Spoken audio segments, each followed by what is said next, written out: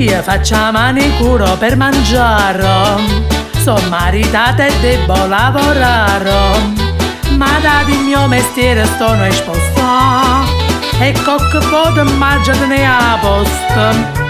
Ci stanno picchiari e li duca di piluscio, ma non ride mano, non ride muscia. Potremmo tutto quanto, signor, ma cosa fate? Fermate per la mano, sto troppo emozionato. E mai devo lavorare e non sto per sturite.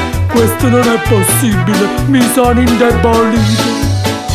Questa è la vita triste della manicurista, te capito un echist e te li ha supportato. Fra lo smalto, le limette, l'acqua calda e l'acetone, trovo sempre un sporcaccione che te viene a indusseca. Mannaggia la morte quando la ciorta ti chiude le porte che ci vuoi fare. Ma per mezzo della miseria io per forza già lavorare. Le donne invece sono un'altra cosa, ben a cocotte sembra un po' nervosa, la sentimentale una guarda e sogna, e la signorina che ci manca ogni.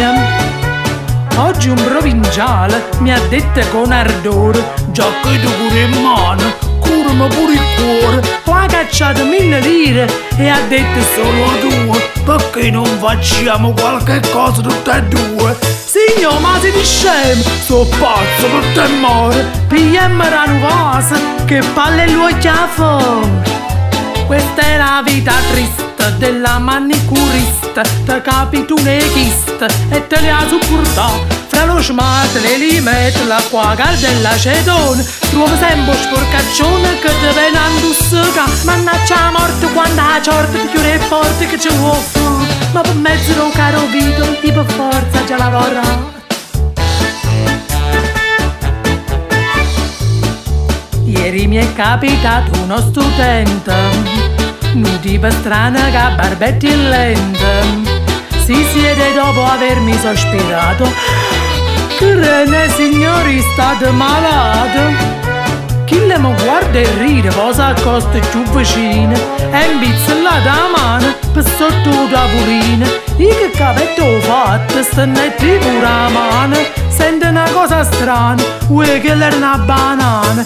Dice te la regalo per il tuo vicino Gaio, e ma buona per sotto, pozza passare un uomo. Questa è la vita triste della manicurista, te capito un echista e te li ha supportato.